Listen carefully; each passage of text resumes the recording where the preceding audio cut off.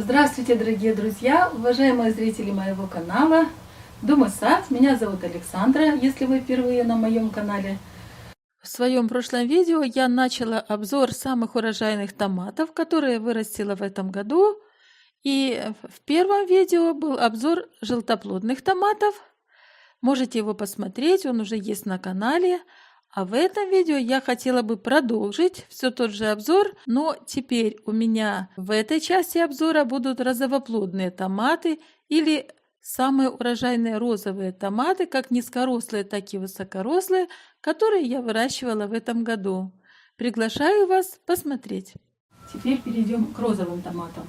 Розовые томаты у меня представлены нескольких семенных фирм, нескольких семенных компаний. И сначала я хотела бы заняться французскими. Тут целая линейка французской селекционной компании Close. И самый интересный, самый необычный томат, который в этом году я выращивала, это вот такой вот томат Конго. Это томат сливка. Сливка очень большая. Ну, на кисти примерно завязывается 6-8 штук, в зависимости от того, насколько хорошо происходит опыление. Томат необычный по форме. Среди розовых томатов сливка встречается, мне кажется, очень редко. Я не преминула воспользоваться этим случаем и посеяла, и очень довольна. Томат хороший, томат неприхотливый, томат не болеет и очень урожайный. Еще один томат, это вот такой вот огроменный томат Молдо. Томат Молдо это тоже ранний высокорослый, то есть индетерминантный томат. Я его выращиваю уже второй год. В прошлом году он рос у меня в открытом грунте. Он себя прекрасно зарекомендовал. Томаты очень большие, 200-250 граммов. Красивейшие. Очень презентабельные и очень урожайные. Еще один томат, который представлен от французской семенной компании Close из серии биф томатов. Это томат Сара. В этом году мы посадили много разных и неизвестных помидорчиков. И оказалось, что Сара созрела самой первой. И мы прямо с самого начала начали ее дегустацию.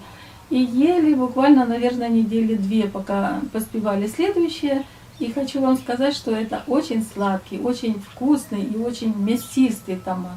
На кусте вяжется очень много, но, конечно, томаты тяжелые, поэтому кисточка содержит примерно 3-4 томатика, не больше. И до сих пор они созревают, и до сих пор они вяжутся, поэтому я думаю, что дотянем прямо до осени.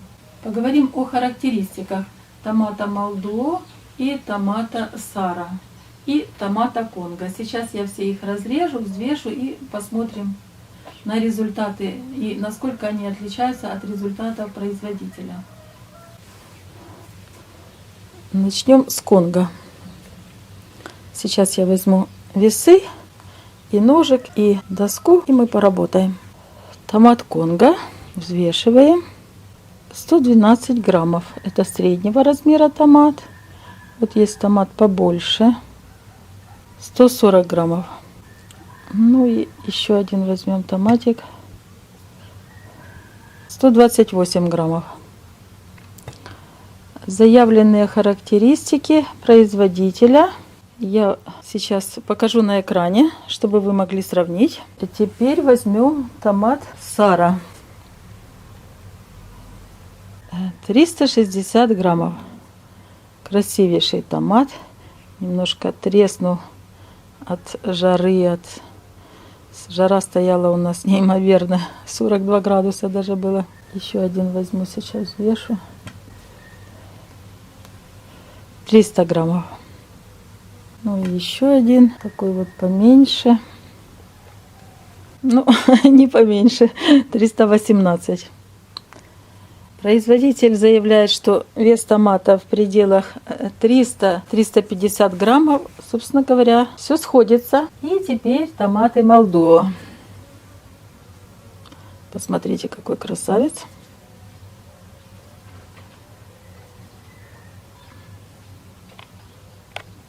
298 грамм. 188 грамм. В общем, разбег довольно большой. Ну что ж, продолжим. Так, теперь давайте поговорим еще об одном томате французской фирмы. Вот здесь он у меня лежит, я специально его отделила. И он уже практически весь съеден. Осталось у меня несколько экземплярчиков. Это томат Pink Crystal. Французский томат фирмы Close. Розовый томат, высокорослый, детерминантный, который созревает очень дружно. Очень дружно. Вот его сейчас взвесим и посмотрим, насколько он хорош. Я его специально разместила, чтобы не перепутать с остальными. Тут у меня, видите, 3 разных таких по весу томатика. Этот 200 граммов, самый большой. Этот 170 граммов. И этот 130 граммов. Это французская семенная компания Close. А это томат Молдо. Вот он, сейчас я покажу. Вот он. Это томат Молдо, это компания Сингента.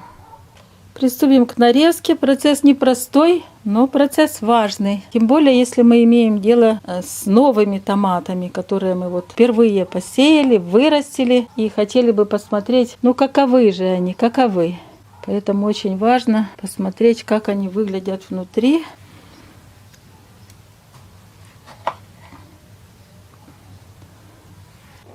Это Конго. Посмотрите, какой красавец. Уже прямо даже красный. Красный. По мере созревания он становится еще более сладким и более мягким. Поэтому не спешите кушать, только сорвав их с ветки. Подождите, пусть он полежит, пусть он наберет сахаров, пусть он, ну, как бы после своего материнского растения, пусть он почувствует себя самостоятельно. Так, сейчас этот положим на место.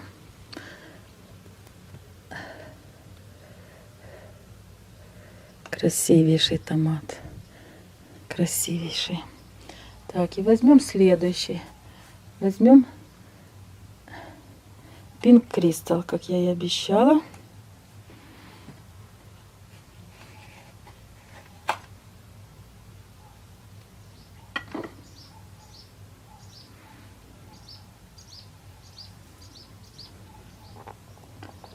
Вот так он выглядит.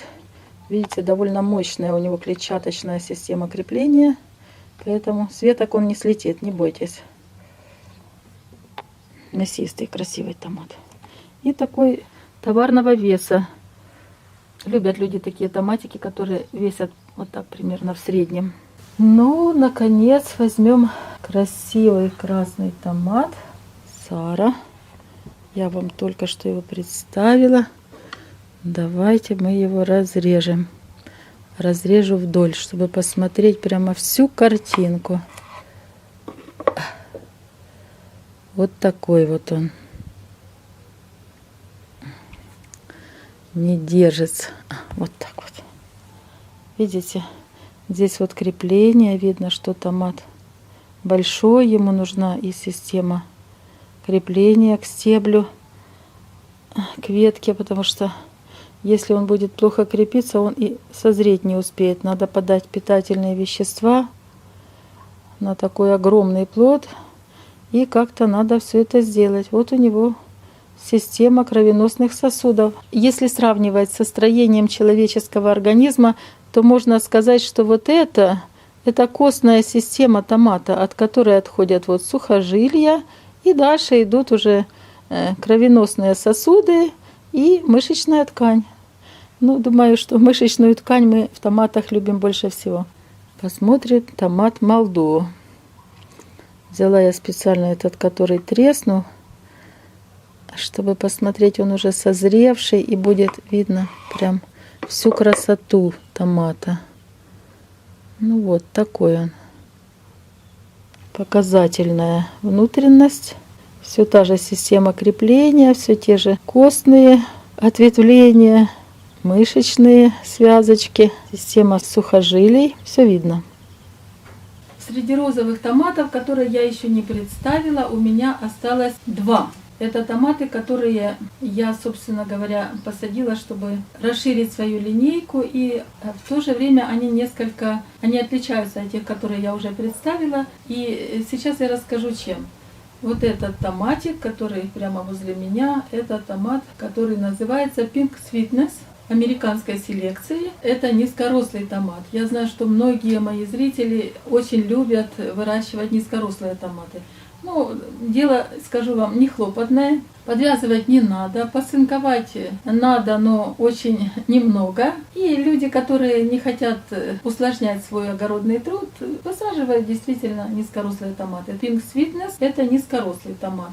Урожайный, не могу сказать ничего плохого, но томаты небольшие, как для розовых томатов. Вид у него товарный, но такой томат больше для консервирования, для таких каких-то домашних заготовок. То есть нельзя им как бы сразить человека. Обычный томат, но розового цвета. И он не требует ухода большого. Томат практически завязывается весь одновременно, созревает, как и обычно это делают низкорослые томаты, тоже весь одновременно. То есть посадив куст, вы буквально в середине июня уже получите с каждого куста по трети, по половине ведра томатов, и при этом совершенно не будете, как сейчас любят говорить, заморачиваться. Собрали, приготовили и съели. Томат неплохой. Ну, я вам хочу сказать, что вообще, если рассматривать американские сорта, гибриды, те, с которыми я встречалась, сталкивалась, то они в первую очередь заточены на урожайность и на неприхотливость, и на крупность плода. Но в этом томате, очевидно, крупность плода при его селекции как бы не ставилась в качестве задачи, поэтому он такого среднего размерчика, равномерного окраса, он не лопает, у него красивая внутренняя сторона, нигде он не поврежден, все такое ровненькое, гладенькое, очень такой аккуратненький, я бы сказала. Хорошее слово для него. Аккуратненький томатик. Собрали, приготовили и съели. Ну, а стебли выбросили. Но для тех, кто любит низкорослые томаты и хотел бы сэкономить на покупке семян, хочу сказать, что есть возможность его пропосынковать. То есть он создает несколько стеблей, там 6-7. Если убрать и оставить 4-5 стеблей у этого куста, то те, которые вы удалили, их можно поставить в водичку, вырастить корни, корневую систему буквально в течение недели, и снова высадить их в почву, эти ваши пасынки, которые уже имеют собственную корневую систему. И вы получите еще один урожай, не тратя деньги и силы на выращивание новой рассады. И буквально задержка в плодоношении примерно 30 дней. Если есть такая возможность, если климатические условия у вас позволяют, можете это сделать. Я, например, в этом году вырастила несколько тоже таких томатиков из пасынков, в том числе и Pink Sweetness в огороде. Сейчас они уже начинают созревать, и я попозже их вам покажу. Так, вот это Pink Sweetness. Теперь посмотрим, как он выглядит внутри. Возьмем самый большой, чтобы мы могли увидеть его лучшие, как бы, да, характеристики. Ну, прям сочный, ну, сочный, посмотрите. Вот какой он, красивейший.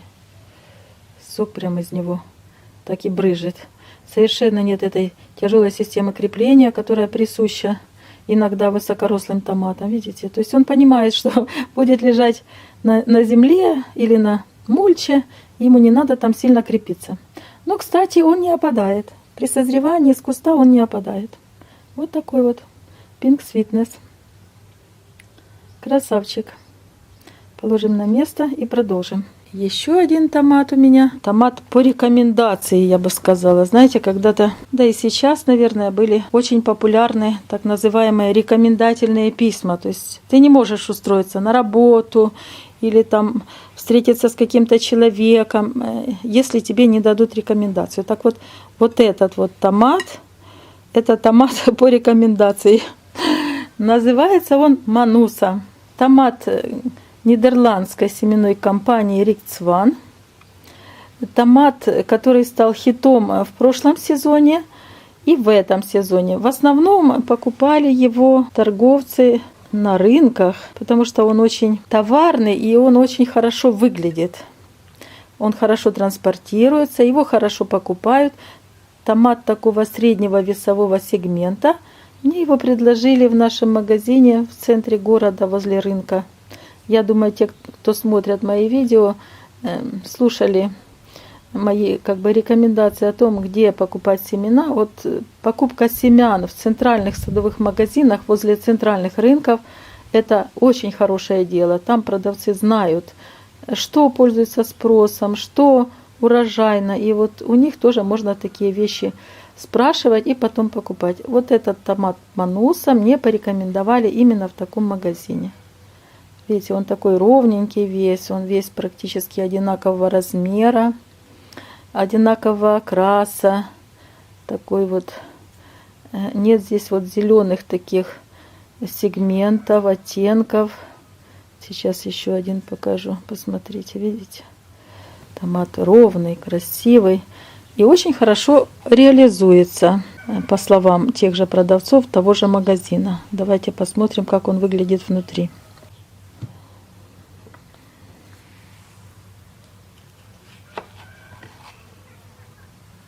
Вот. То, что любят покупатели. Если вы выращиваете томаты и реализуете или излишки, или с целью полной реализации, то посмотрите, это то, что любит покупатель. Он абсолютно аккуратный внутри, в нем мало этой клетчаточной массы, на которую все время жалуется покупатель. Вот такой вот он, ровненький, хорошей формы, хорошего веса такого среднего, очень аккуратный томат и очень урожайный. Сейчас взвесим. Все делается на махоньком уголочке, потому что так заставила, что просто даже негде разместиться. Ну да ладно. Ну вот его вес, это средний томат, 80 граммов. Кстати, взвесим сейчас этот, который я разрезала. Мне даже интересно. Он был самым большим. Вот, видите, 83 грамма. Сейчас передохну и продолжим.